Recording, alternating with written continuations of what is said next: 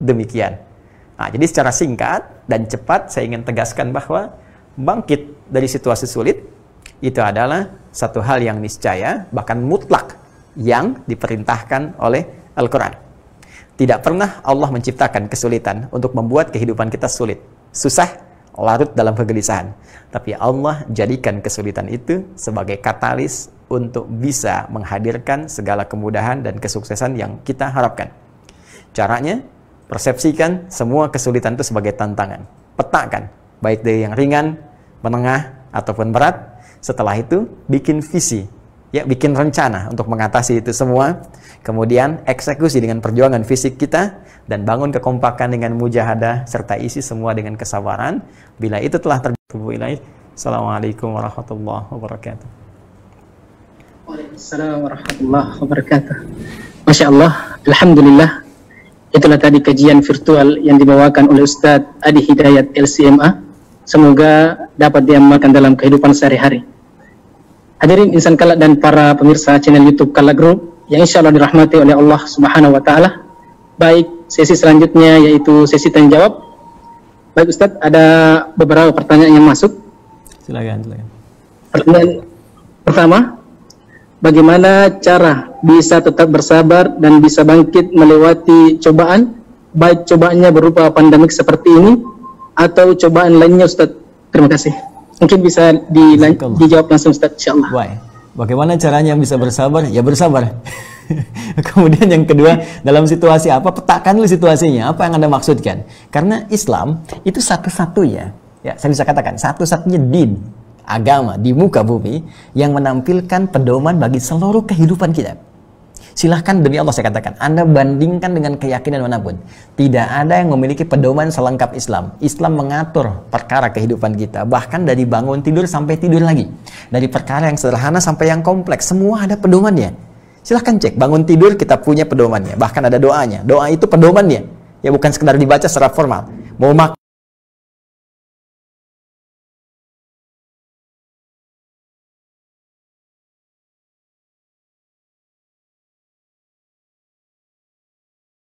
ini, Anda petakan dulu. Apa yang sedang Anda kerjakan sekarang? Ya, ambil hadis-hadis Nabi SAW. Ada kitab bagus judulnya, namanya Al-Fathur Rabbani, ya, Fi Tartib Musnad Imam Ahmad bin Hanbal Asy-Syaibani.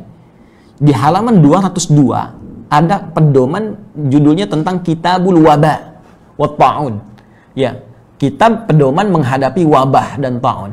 Itu ditampilkan secara detil bagaimana petunjuk-petunjuk Nabi ketika kita menghadapi satu wabah. Baik sifatnya wabah itu epidemi, lokal tapi menyebar, atau pandemi, menyebar secara lebih luas lagi. Di antara kalimat Nabi yang indah, itu yang paling luar biasa, adalah Allah Subhanahu Wa Ta'ala menjadikan dalam situasi tertentu, ya, wabah itu bisa menjadi rahmat bagi hamba-hamba yang beriman. Ya, hamba-hamba yang beriman, jadi rahmat.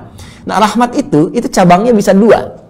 Satu, bisa jadi ampunan dari dosa yang sangat berlipat. Itu konsepnya ada di Quran surah 39, ya, di ayat ke-53. Qul ya ibadiyalladzina asrafu ala anfusihim la taqnatu min rahmatillah. Katakan Muhammad SAW karena rizki Allah itu bukan didapatkan dari satu jalan saja. Allah berikan peluang begitu banyak jalan rezeki. Kenapa Anda larut dalam kekecewaan pada satu jalan saja? Ada banyak yang lainnya yang ketika Anda bergerak rezeki turun. Makanya pelajari kaidah rizki. Quran surah ke-51 misalnya, ya, ayat ke-22. Wa fis samaa'i rizqukum wa ma tu'adun. Di langit telah ditetapkan rizkimu pasti akan diberikan, nggak akan dikurangi sedikit pun. Sesuai jumlahnya sampai engkau wafat, dan Allah janjikan akan diberikan kalau engkau mau berusaha. Maka cara usahanya Quran surah kedua ayat 168. Ya ayyuhan nasu kulu mimma fil ardi halalan thayyiba. Hai semua manusia, kamu usaha supaya kamu setidaknya bisa makan, bisa dapat rezeki, bisa dapat kenyamanan, ya. Di rumah, beli kendaraan, beli macam-macam. Kamu beraktivitas. Di mana ya Allah? Mimma fil ardi, di setiap tempat yang bisa kamu jangkau. Anda di Makassar sekarang, ya, nggak dapat di situ, geser sedikit ke Goa, geser sedikit ke Wajo, nggak dapat di situ, pergi ke Jawa, cari bekal, atau ke Sumatera. Ya, selalu terbuka pintu itu. Jangan karena satu tempat kemudian Anda dapat penyesuaian, lantas Anda menyimpulkan rezeki saya selesai di sini. Rezeki saya selesai di sini. Tidak. Pintunya begitu terbuka ketika Anda berusaha kreatif, lihat bakat Anda, kecenderungannya di mana, bawa itu semua, maka orang datang dengan peluit pun di pengkolan jalan, dia bisa mendapatkan rezeki yang bisa dia bawa pulang cukup untuk sepekan dia makan. maka bagaimana dengan Anda yang telah mendapatkan pendidikan?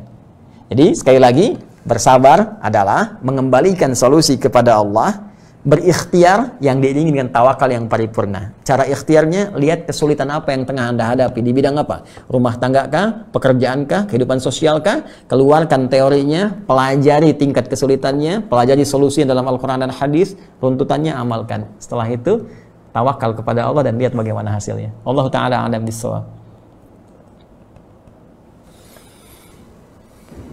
Masya Allah, Alhamdulillah, itulah tadi jawaban dari Ustadz.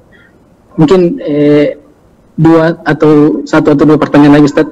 Jazakallahu khair. Baik, pertanyaan selanjutnya dari Bapak Said Abu Amar. Apa hak dan kewajiban seorang karyawan yang diatur dalam Islam? Baik, sederhana saja. Ya, hak dan kewajiban mengikat dalam satu pekerjaan adalah pertama, kewajiban menuntaskan segala pekerjaan yang dibebankan kepadanya sesuai dengan kontrak yang telah disepakati, yang dalam prinsip syariat tidak melanggar ketentuan-ketentuan yang telah Allah tetapkan kepadanya. Jadi pasti di perusahaan itu ada aturan-aturan, ada beban pekerjaan yang menjadi kewajiban Anda, maka itu Anda kerjakan dengan baik sepanjang di situ tidak ada hal-hal yang bertentangan dengan hukum-hukum Allah dan Rasul-Nya. Allah melarang penipuan, Allah melarang korupsi, Allah melarang pencurian, maka jangan lakukan. Kalau di perusahaan ada instruksi untuk menyogok misalnya pada hal tertentu untuk proyek tertentu, jangan lakukan. Anda bisa cari yang lain. Ingat ya, ingat baik-baik apa yang saya katakan. Allah sudah mengatur rezeki kita, pasti akan diberikan. Kalau Anda bisa mendapatinya dengan cara yang benar, yang soleh, kenapa mesti mencari yang salah? Ingat, kalau rizki itu bukan untuk Anda menempuh dengan cara yang salah pun tetap tidak akan Anda dapat. Jadi kalau Anda bisa meraih dengan cara yang benar, maka jangan gunakan cara-cara yang salah.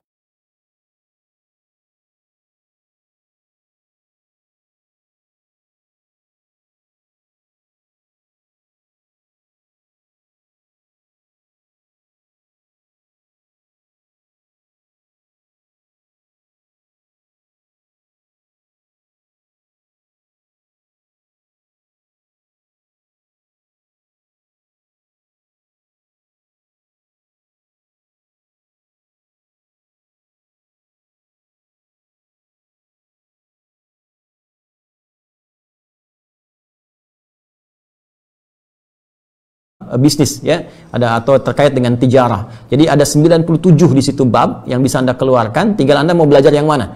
Tentang iman ada Kitabul Iman 57 hadis, tentang ilmu Kitabul Ilmi ya. Bahkan tentang sakit ada Kitabul Marid, bagaimana mengatasi situasi saat sakit. Ya, tentang bisnis Kitabul Bai', bagaimana mengatasi problematika dalam berbisnis. Ya, dalam pemerintahan Kitabul Imarah, bagaimana belajar dari pedoman-pedoman Islam dari Nabi Muhammad SAW tentang mengatur tata pemerintahan dan sebagainya. Jadi kurang lebih demikian, wallahu ta'ala a'lam bishawab.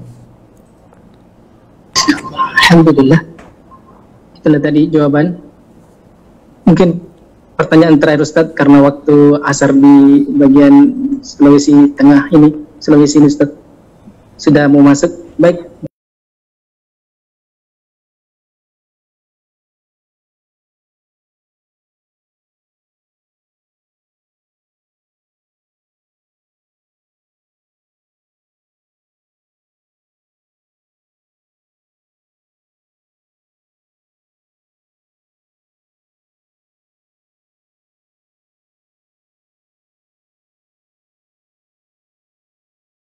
ya, konsep dasarnya ada di Quran surah kelima Al-Maidah di ayat ke-35.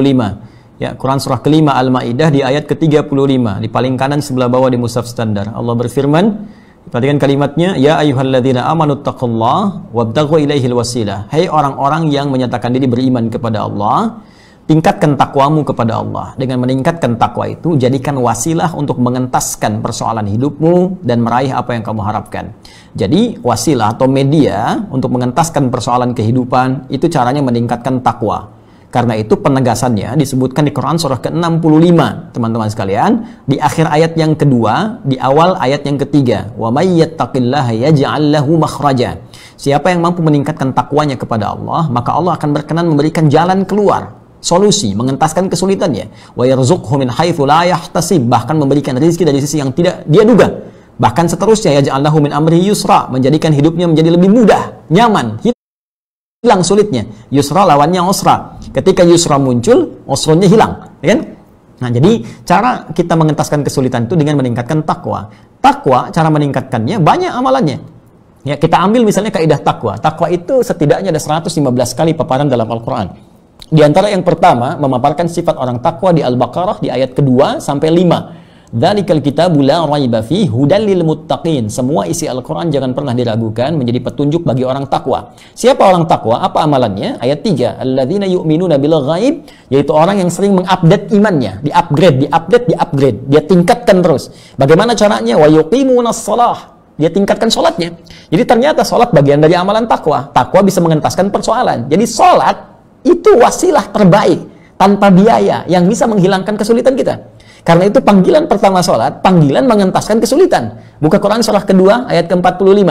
Ya, wasta'inu bis sabri was shalah. Kalau engkau punya persoalan, maka terima dulu dengan sabar masalah itu, karena yang lain pun punya masalah. Kamu akan sukses. Setelah itu was shalah, minta solusinya lewat sholat.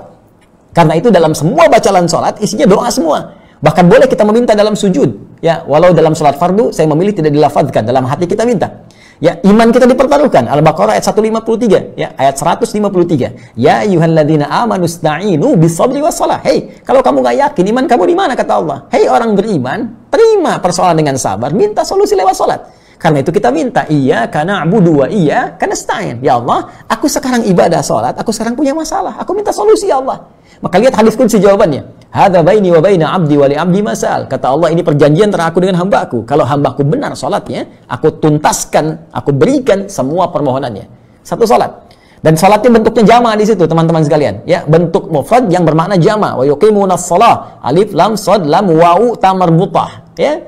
Ya, kalau bentuknya jama' dalam konteks luas artinya bukan fardu saja. Mulai tahajudnya kerjakan. Konsisten tahajud, teman-teman. Itu Allah berjanji dengan Anda menunaikan tahajud diberikan 4 hal. Salah satunya dientaskan dari segala kesulitan.